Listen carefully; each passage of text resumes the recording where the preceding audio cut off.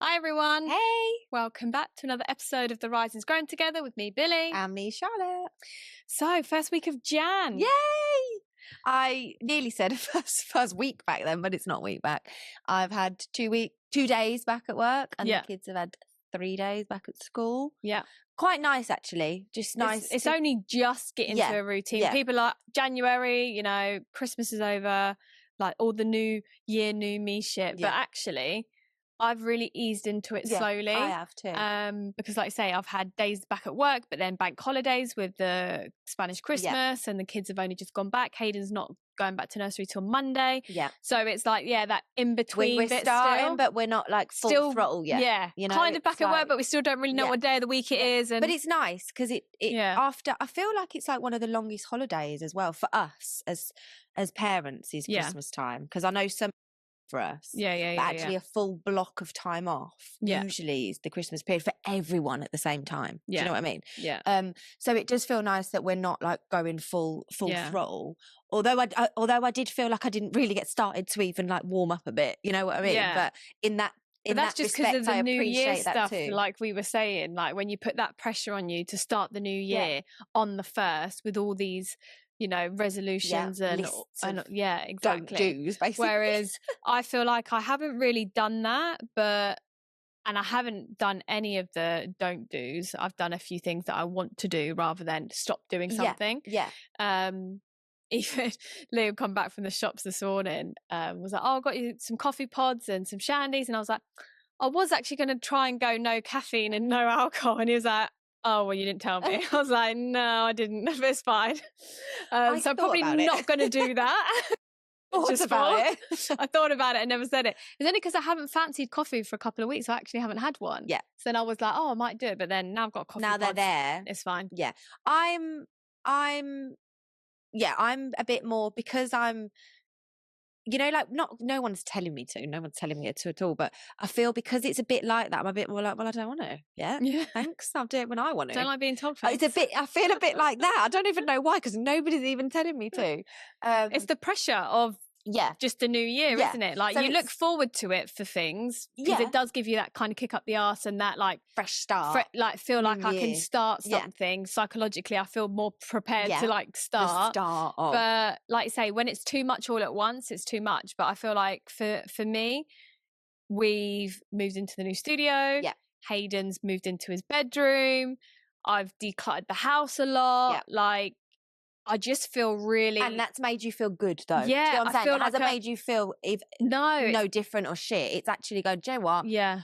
This is nice. It feels good. It feels good. I feel organised. Yeah. I feel, much clearer in my head because there's a lot of crap that I've got rid of, and, being able to come in here has given me more space indoors. Hayden's in his own room, so we're both sleeping better. Yeah. It's just... Like I say, it hasn't really been like New Year. These are all things I'm ticking off my list. It's just naturally kind of happened.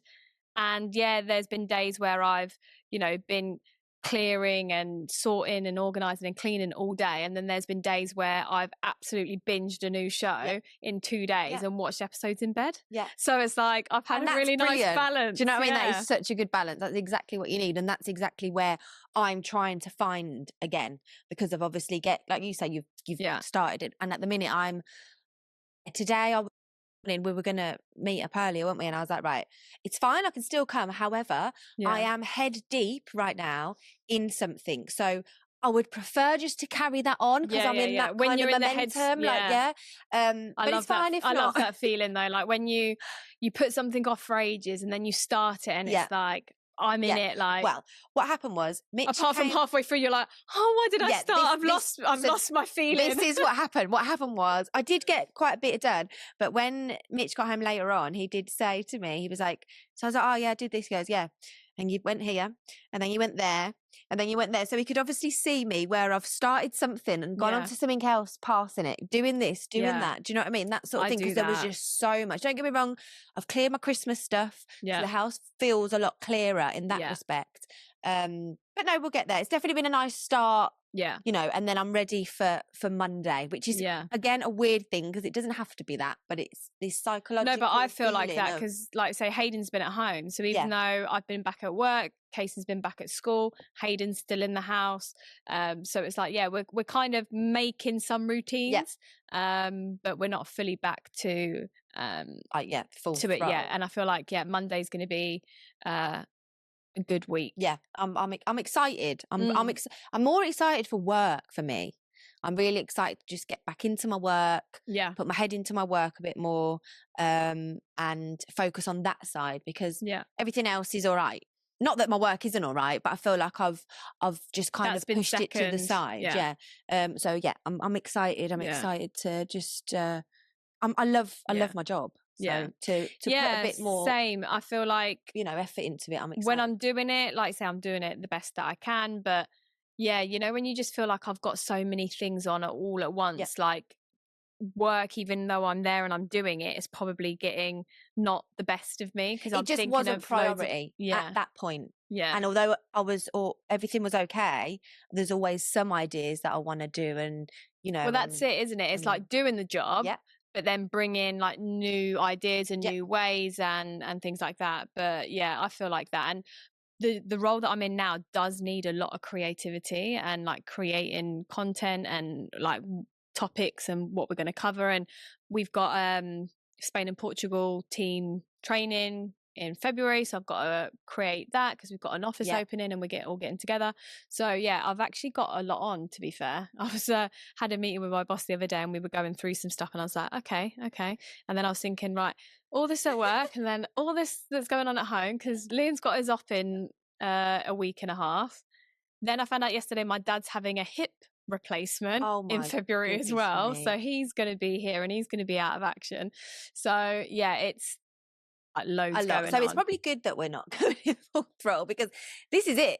Then this is the slow before the slowly gently getting into it week is. But it's all, like I say, it's all exciting stuff.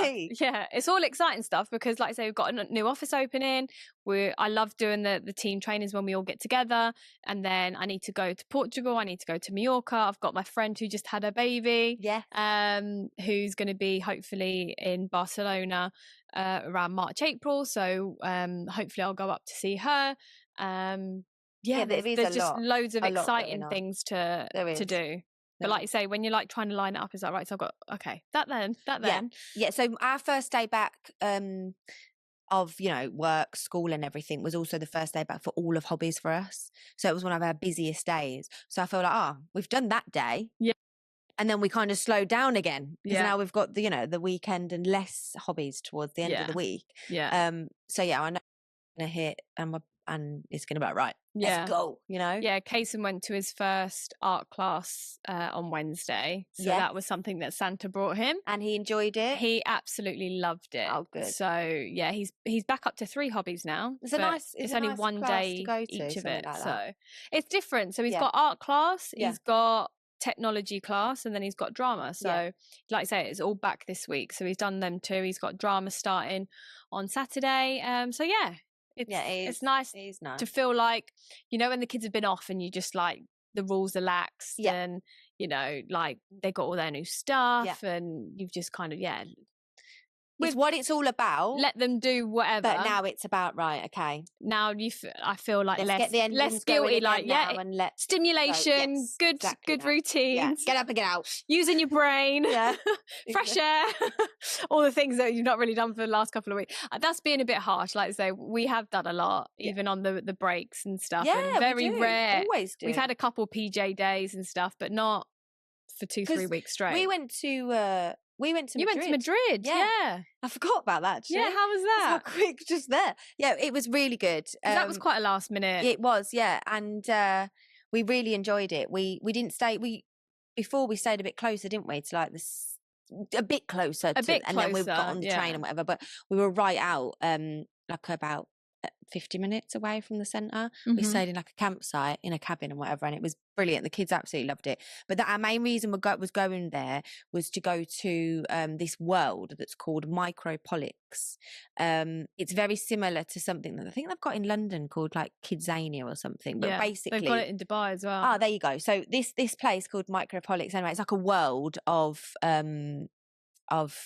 real life, really, basically. Yeah. You've got banks, you've The got kids can be like town adults, halls, basically. all that. And they get their money and they've got passports and they've got to do jobs and then they can spend their money and, you know, they can earn money, they can spend money and get licenses, but they've even got to go to Traffico to queue up and get their license. It's very, very, very cool. Very, you know, use your imagination as well, as long as role play and learning, and it was brilliant. So do you just watch the kids do it, or are you going around with them? So you can do both. So there's some activities that the parents can get involved in, and there's some that you can't even go in on, and you can just see them inside the cool. wherever it is. Sometimes we kind of just sat there and all of a sudden Morgan was running past as Nathex, a postman, or, you know, another time it was FBI, and then Lexi was working in the bank and doing loads of different jobs and whatever. And they honestly, both of them absolutely loved it. It was really good. I'm so glad I went up there. And it was just a nice finish. All day thing. Yeah, all day. Say all day. It was, I don't think it opens until 11:45 and it closes at 6. But we were there at 11:45. Pretty much all day, but it's not a full day. And we were there the whole time. Yeah. And then we were planning on going into the centre because it was Spanish Christmas and but the kids just wanted to go back to the campsite and play with their friends that they'd made. Simple, literally as simple as that. And me and Mitch were like, "Oh, touch, let's go." Yeah. So yeah, it was really nice, really. I don't know what the word is, like wholesome and just. And it wasn't overly expensive. You know what I mean? It was just real worth every penny and all the time. And and yeah, it was. I definitely recommend it to all ages. I think the eldest, like the eldest you can be is 14. I think. What about the youngest? I'll have to check. I don't know. I'm gonna say 3. That's just a wild guess. I could be completely wrong. Yeah. Do you know what I mean? I think there's stuff for like 0 to 3, stuff from 4 to 6, and then stuff from 7 to 14. Yeah. Because then I had to put the kids' ages in. I think they was in the same category age. Oh, okay. So yeah, I might look at that then because it looks really cool. It's really, I have to say, it is really, really, really cool. I mean, it was very busy. Yeah, but I didn't. It's more thinking of you then because there's a lot going on in there, but at the same time, you don't feel like it's really busy. I don't know how. Yeah. But, you know, because everyone's just focused on what they're doing, I suppose. Yeah, yeah. But yeah, it's cool. The parents can actually leave as well. Wow. Like, you could just I could drop them off for the day. Yeah, and it's in like a shopping centre, so. Yeah, the one in Dubai is in a shopping centre, so that's quite handy. Yeah. Like, drop them off for 6 hours. I could never do that, I've got to admit. I don't think I could. It's like, whatever. I don't think even at our kids' ages, it's just the way we are. It's a weird thing. Like, no, I think that's only fair. I mean, some parents do, but even dropping Kason off to drama when he was 5 and like I can't go in. It's a weird feeling, isn't it? Luckily Chloe was there, his cousin who's a bit older, otherwise I don't think I would have even put him in that young to start. But yeah, it is. But it's definitely a good thing if you want to and you feel fine. It's why not? Do you know what I mean? It's only because even when we went to IKEA the other week to get like all the bits for in here, they've got the kids play area there, and I was like, "Oh look, Kason." Yeah. I was like, "Do you want to go?" And he was like, "No." I was like, "Good, no, you're not going anyway." Imagine he said Jay, you'd be like, "Oh, really?" I know, yeah. I remember getting dropped off and things like that all day. But yeah, it's just different times now, isn't it? Yeah, definitely. But what, it's like 2 seasons at the moment, isn't it? It's like either freezing cold or like boiling hot. I can't keep up. My house feels like I am in the North Pole. Oh, seriously. And then you walk out on the terrace and it's like 20 degrees or something. It's honestly, it's literally. You have got a jumper under a jumper. Yeah, but it's not. That's a jumper. Yeah, but it's not. It's crop, but it's a jumper. But I was cold not far from here, and then all of a sudden, that's what I mean. The change is big, right? It's massive. Well, I've been working from in here, just because it's like nicer view to look at the pool. Not there's been much to look at because it's been raining, but yeah, it's like freezing cold in the mornings. I've got like my dressing gown over my lap and 2 jumpers on. And then by the afternoon, it's like... It is. It can literally depend on where... In my house, it can depend on where you're sitting. So like earlier, I was literally out on my terrace. I could have probably sunbathed in a bikini. Yes, that. Do you know what I mean? Today. And then this is the joke that we make. This is the time of year you have to put a jacket on to go inside. Yeah. That is probably the easiest way to explain it. Yeah. But yeah. But apart from that, the week's been good. It's funny you say that because like kids being adults, me and Kason do this thing sometimes where like I bring up questions on my phone like in the evening before bed, and I'll ask him some questions. So some of it's fun stuff, like if you're a superhero, what would you be? Yeah. And another one was, what's the hardest thing about being an adult? And he was like, handling everything. Yeah, you're I right. was like, what do you mean? He's like, me, my brother, and this and that. And then I was like, and it is like, I think that is one of the biggest mental loads is like juggling all these things. And one thing we let the plate drop and smash was, obviously I've got a car insurance and all of that, but at the moment, like Liam drives the car, and he dropped Kason to his first art class, and he was waiting for one of his clients to get back to him about going to do a job. And then he called me and he went, when's the car insurance due? I went, I don't know. It's my car, but I don't do that is stuff. your department. Honestly, I do nothing to do with the car. And then he was digging things out of the car, and he was like, I think the insurance ran out in November. I went, no. He was like, November. November. We're in January. Okay, the beginning, but January, really. And it was only because for some reason he just had a minute and he just came to him to think about it. I haven't even thought about it. And I think he was thinking as well, like, I think the ITV might be due, so maybe I'll do it before my knee operation, because you're not going to want to take the car. No, absolutely not. I'm not going to want to take the car for an ITV. So luckily he thought about it. I haven't got to take it anywhere. Exactly. It's not insured. So, yeah, I mean, I am normally quite good with some things of like putting in my diary, and then, you know, even in your phone as a reminder. Yeah, to be fair, with things like they that. They normally contact you. I was going to say, with things like that are kind of yearly, they would usually ring you to give you your new like policy amount. And here's the quote for the next, exactly. That kind of thing. Because that's all, you always have to try and get them down again, don't you? Exactly. Kind of thing.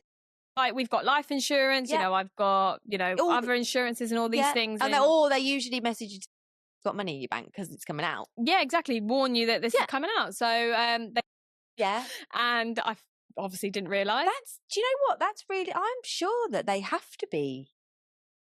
No, I suppose they don't. Well, to be fair, be. Liam called them and they were like, yeah, that did run out in November, but you're still covered. So I don't really get it or why or how. So luckily, touch wood, I've been covered. Wow. Because they must give you like a month or two grace period to sort it or something. But Can you imagine if something happened though, and you're in court or something, and you're like, but they didn't remind me that it was due. It's their fault. Yeah, they're liable. Okay. God.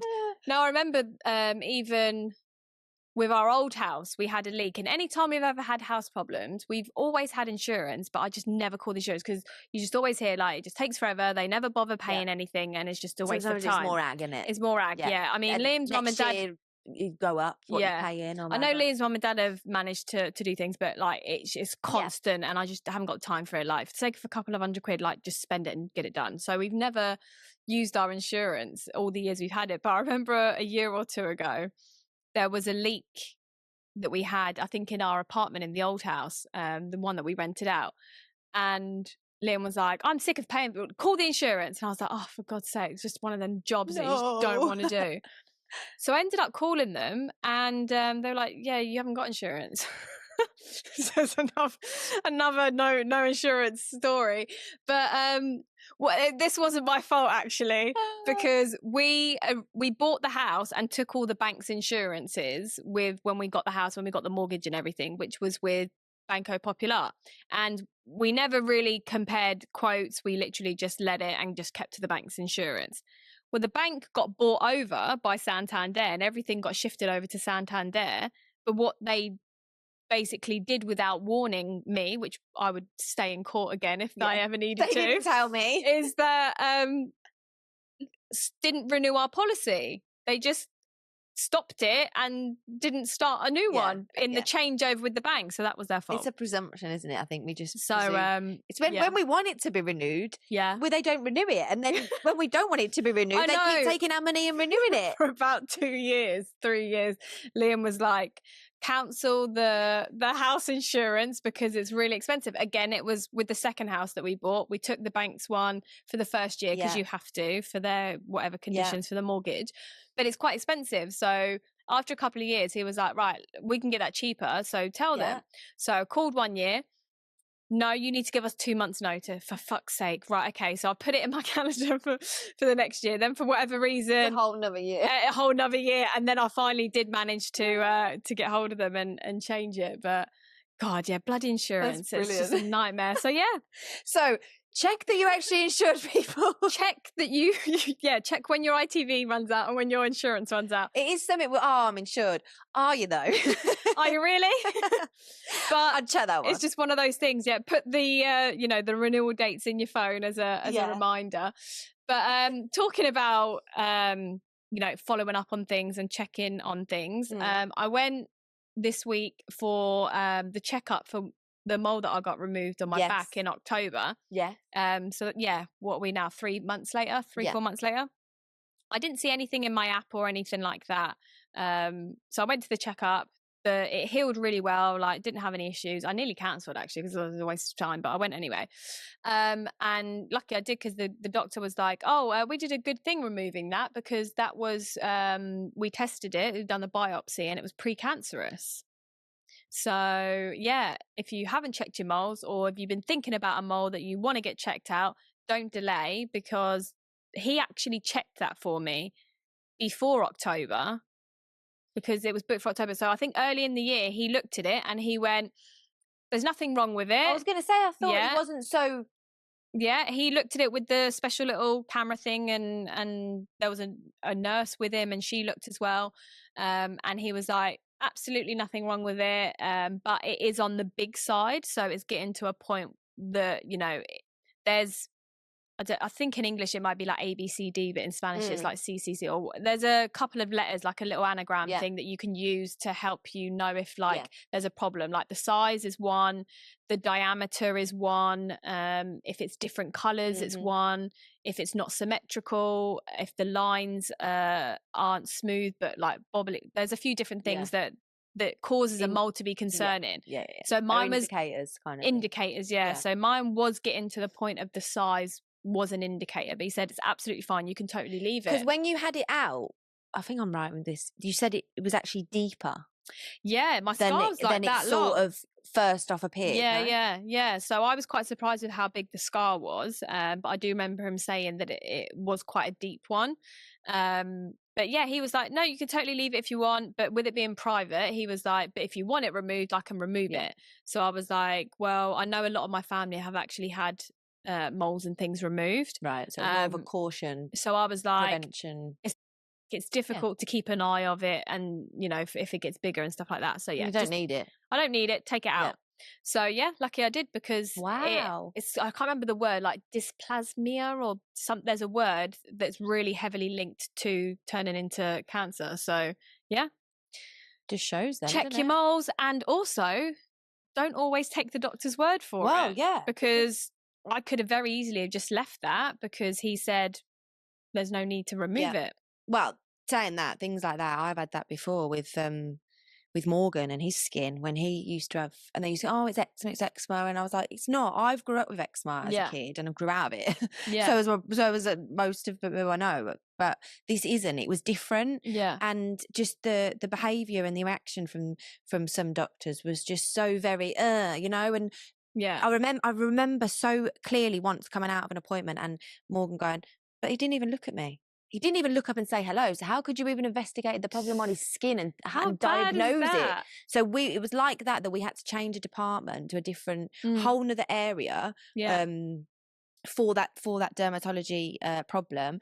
And the change of the care from the doctor was completely different. Just very simple, basic, procedures and tests and to try and find out what it is that should have been done at the very beginning. Yeah. Do you know what I mean? And it just doesn't make sense to me why people are in certain professions. Yeah. And I know some parts of work are it's hard that, they haven't got the resources or whatever it is.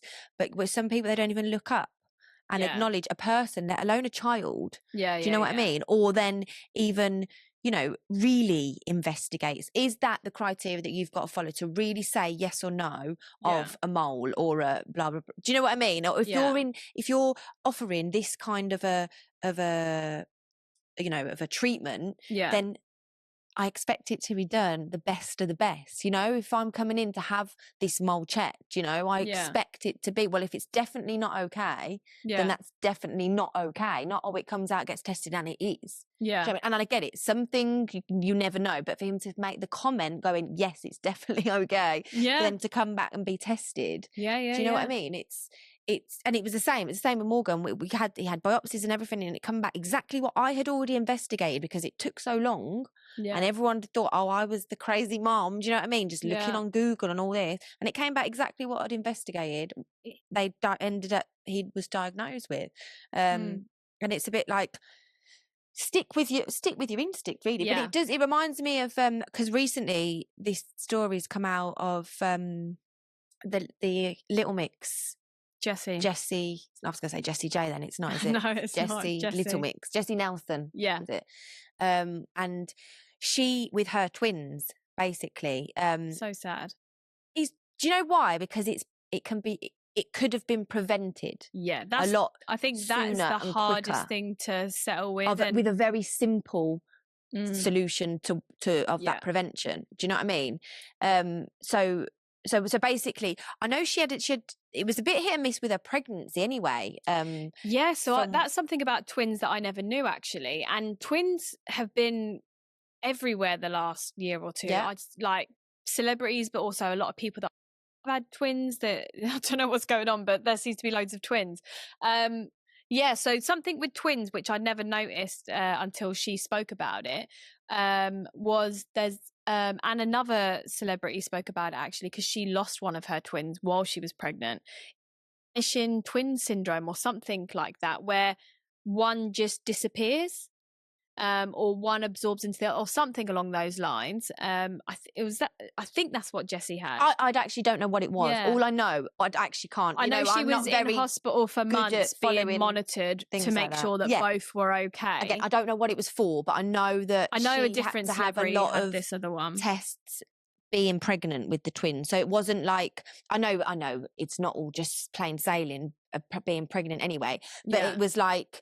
It wasn't. It was quite a medical pregnancy. Yeah, it was. Yeah. Let's put it that way. That's probably the easiest way. So, and then everything was okay, and then she had the babies, and then not long after, I think it was her mum who alerted her to this thing that they should be being a bit more stronger with their neck and their legs and things like that. And she kept being reminded by the doctors, and what she kept remembering in her head, what she was being told, was that these babies are premature. They are not going to grow and hit the same milestones. Exactly. At the same time. Always remember that. So don't compare them. For her as and if they're behind, don't worry. Yeah. So all these things you've been going on in your head, as well as you've got your own mum going, well, actually, I'm a bit worried about that. Yeah. And it's your mum, that's. Well, I think she said she was going back to the doctors and mentioning it, and they were brushing it off. And they, I think it was a good couple of times before they took it seriously. And then, over the space of however long before she spoke about it, weeks, months, it's come out that they have a really severe muscle disease disorder, whatever it's called, that your body attacks the muscles and your muscles die until you get the treatment. So basically what it is I think as well, we've obviously clearly take it for granted because it's something that we have here in Spain. So we definitely have a heel prick. So I assume that's part of the testing, that thing gets tested. That is what that test. So I didn't know. I've got to admit, I didn't really know. So this very, very simple heel prick test for this kind of a thing, because then that if they have, then they can have the baby can have the treatment to stop that happening, because once it's stopped and that's it. But whatever's been already damaged can't be reversed. So it's kind of a no-brainer for me. Why does it for something that can so drastically affect their life to the point it's not just body parts like not being able to move your muscles, but like your lungs, your breathing, and it can Feeding, really obviously, as feed well. in. It can like end a child's life. Like kids die Yeah. from this. The fact that it's not included Yeah. in a heel prick test the minute they're born, because like I say, with this particular thing, time is of the essence. Yeah. The earlier you shocked catch, me. there's treatment, absolutely fine. It's obviously, it was certainly a disease I'd never heard about. It is very rare, isn't it? I think. It is very rare. But that's because I think it's rare because of how easily it's prevented or Yeah. do you know what I mean? That's why for me it's like a no-brainer. And I think I was so shocked. So I started, I don't watch a lot. Do you know what I mean? Yeah. But I have to admit this, when I started listening, obviously I was listening. Yeah. And then, you ask your own questions in your head when you're listening to something. And then obviously if you'd actually said it out loud, she would have gone, well, can you just let me finish? Sort of thing. That's how I feel. Like she probably would have said it to me. But so I'm like, well, why didn't, in my head, like, well, why didn't they have a heel prick? And then later on in the video, obviously it comes out that it's not something that they have in I'm presuming the UK. I'm just going to go on England. Yeah. I don't know. Yeah.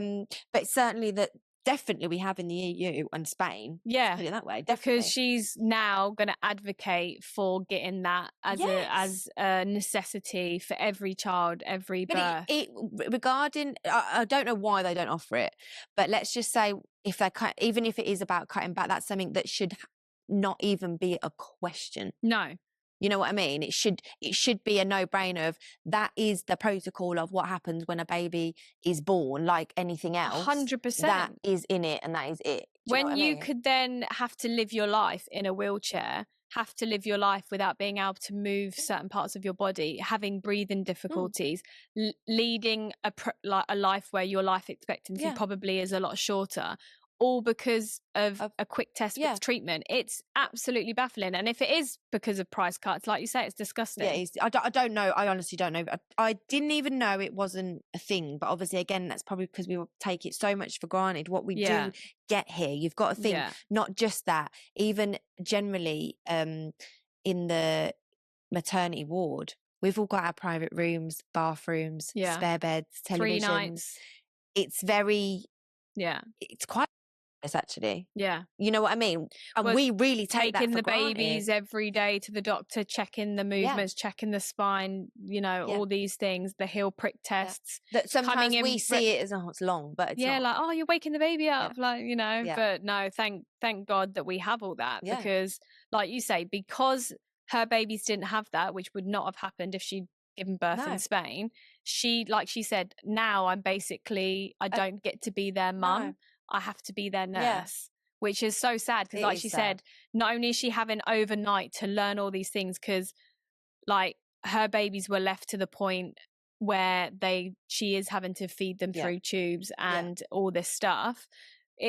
And she said like she's grieving the life she thought she was going to have because like you say, the minute you get pregnant you imagine what's the baby going to look like, is it a boy, is it a girl, what are we going to call dress them, what are you going to do, what are they going to look, who they're going to look like oh I can't wait to, if you know the gender, go wedding dress shopping one day and all, you just envision the life you're going to have. Of course you do. And to have that completely shattered for, like you say, an unnecessary reason, like that would be the most gutting because like you say, if it was genetics, if it was maybe you were supposed to have that baby, but to know that could have been avoided and now my kid's possibly, she's been told, will be in a wheelchair.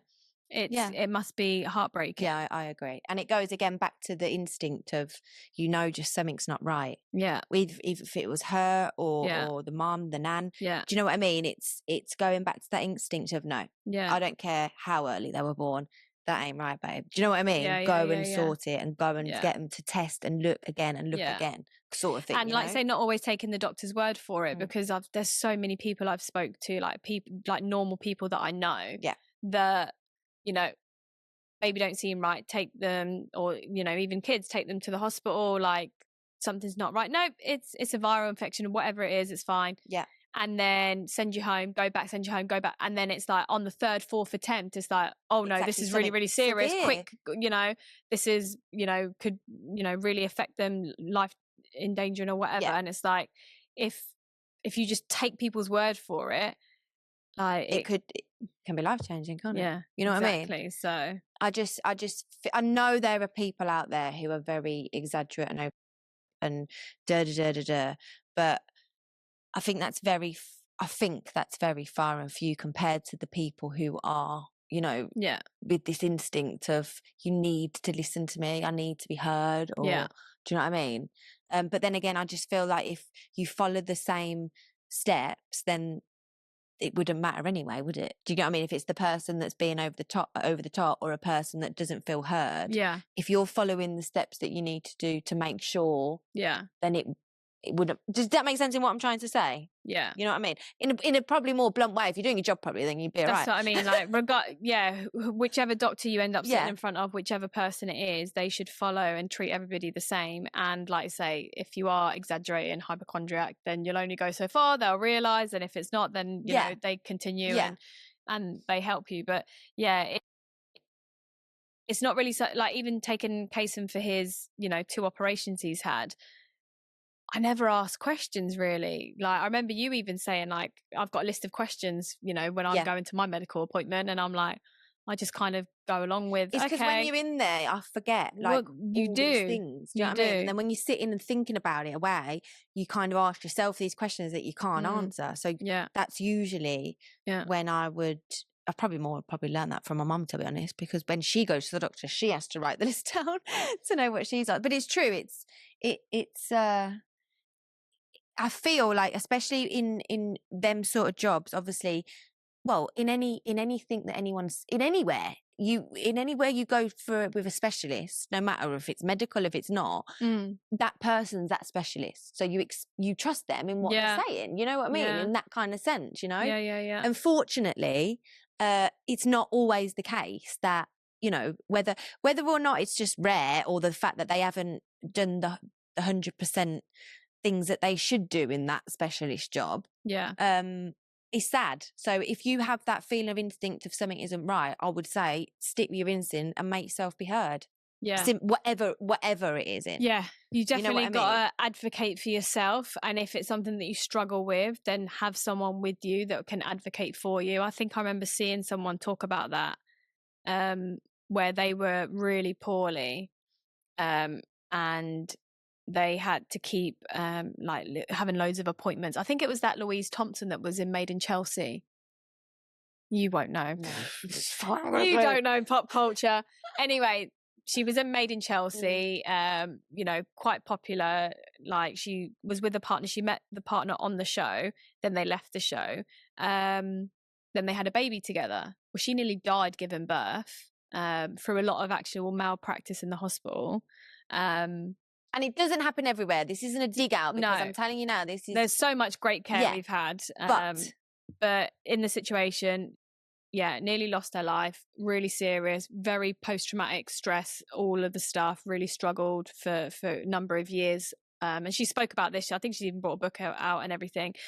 I don't know if it's a consequence from the birth or just another health thing that she had, but she's ended up having her colon removed, and she's got one of them stomo bags or whatever they're called. So obviously that's a massive life-changing, altering thing, but she was suffering so much that almost that was actually like a relief. But I remember her saying, and because she's got a podcast with her bloke, like, in the moment I couldn't advocate for myself, that like her partner ended up turning into like learning loads of the medical stuff, asking all the questions, not just taking the answer because you're the doctor, there must be a better way, or no, I don't agree with that. So it's like, in certain cases like that, Jessie has had to learn and turn into a nurse and learn a lot of medical stuff, and a lot of medical families where they have a disabled kid or something has happened, because I've seen another woman talk about it, that she's learned, she is a nurse, like the amount of stuff and information that she knows and learns. But if you can't advocate for yourself, if it's something you struggle with, or you're not to be confrontational, because you shouldn't always be curious and ask questions. And if you struggle with that, especially if it's you and you are poorly, then make sure that you've got someone, because in those situations I've heard about, that person can really help. Yeah, definitely. More so because, like Yeah. you say, you lose all that sort of. Well, even you just telling me that ahead of, Kaysen's going to have this operation for a third time. When we went to speak to them again. So I put it off for a couple of years because they probably would have put his name down on the list. He would have had a third operation in 3 years. And I was like, nah. It's too So much. I left it. Yeah. That was my instinct. Yes. Give him a break, leave it. You can argue both ways. Getting it done younger, he won't remember it as much. Getting it done older, he's going to know more. But I felt like it was too much for a 3-year-old. Yeah. He'd already been through a lot. He'd had one at 1, Anyway. he'd had an operation at 2, he would have then had a third one at 3. And I just thought, right, well, if it didn't work the first 2 times, maybe he needs to get bigger. So that was anyway my reason. So anyway, we've gone back. His name's back on the list. I'm surprised I haven't had a phone call about it yet, to be honest. But before that appointment, it was probably the first time I actually asked questions going into it, because just having that minute to ask a couple or write it down to then be prepared. Because like I say, in the moment, there's so much going on. Yeah. You forget. So sometimes just prepping for those appointments can help. Yeah. And this is what mostly when my mum and dad, then they go to the doctors or something like that, and they've got this medication and that medication. All right, so what's that for? Well, I don't know. Right, so you're just going to take boxes of medication that you have no idea what you're taking it for. You could prevent this one without medication, or what have you got that you need to be aware of to educate what's wrong with you? Yeah. Do you know what I mean?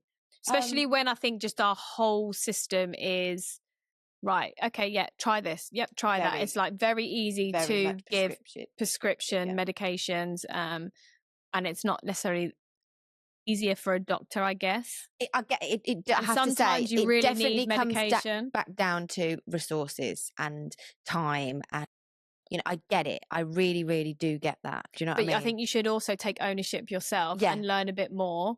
Yeah. And then be able to go, right, I will try that because that, according to other things and stuff I've read, is the way to go. Or actually, I'm going to try this other way. Yeah. And most of the time, your instinct is the biggest factor. Yeah. For sure.